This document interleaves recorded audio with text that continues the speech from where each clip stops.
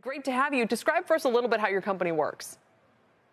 So back 35 years ago, our founders recognized that there was a real challenge for working parents as it related to accessibility, affordability, and ultimately the quality of childcare.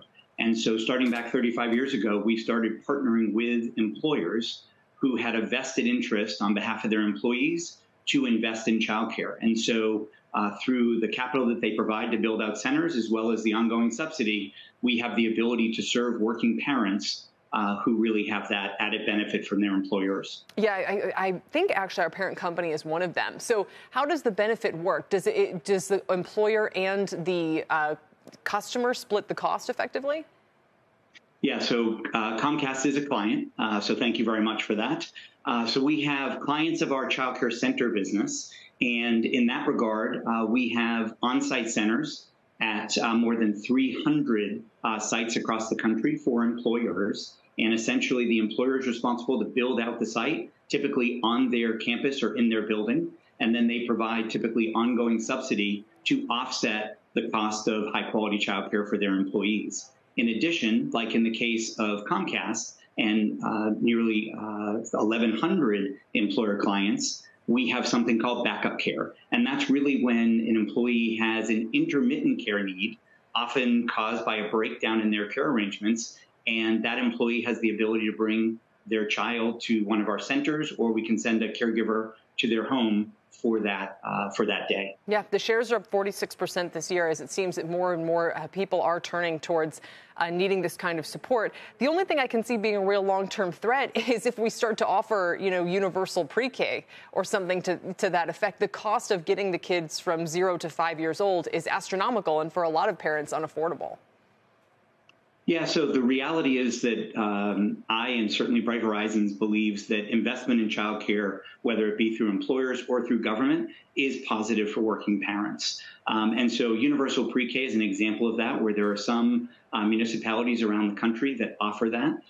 New York City is a great example of that, and we actually participate in those programs.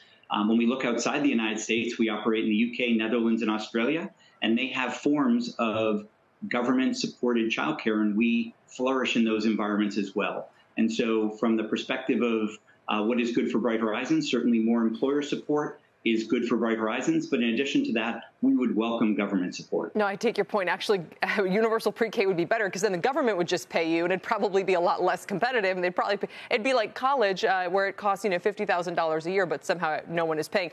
My question, though, is why has the cost gone up so much the last couple of years in particular? Is it labor cost that's driving that? Because we've all noticed it, not at your centers per se, although I'm sure it's part of the overall trend, but anecdotally, most of the providers, we've seen annual costs go up by several $1,000s.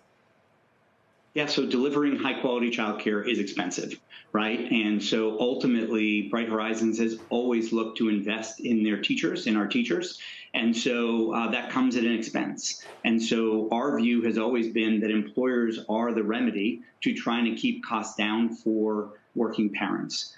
Certainly, we have had to raise tuitions as we've accelerated our wage investments. On the other hand, it's really important to make sure that we're providing the best experience for young children, given that 90% of brain development happens in the first 5 years of life.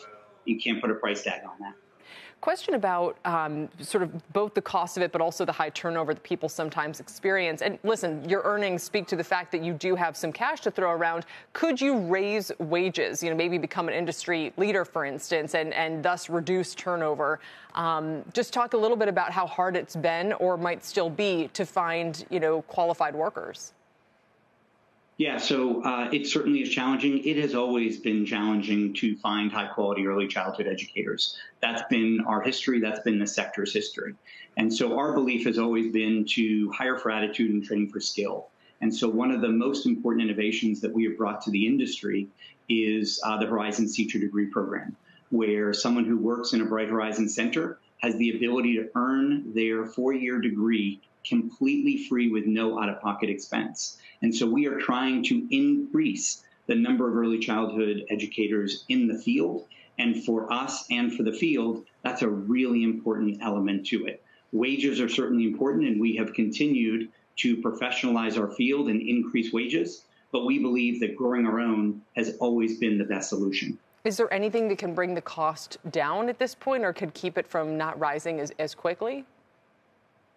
Look, I think that wages continue to increase, and the largest component of any child care organization, and certainly Bright Horizons as an example, is labor costs. So the early childhood practitioners that are doing the heroic work in the classrooms are the beneficiaries of the wage increases. And at the same time, that obviously has to either be offset by increases in parent tuitions, or in the case of Bright Horizons, we have really important relationships with our employer clients that allow that to buffer some of those increases that would ordinarily get passed on to parents.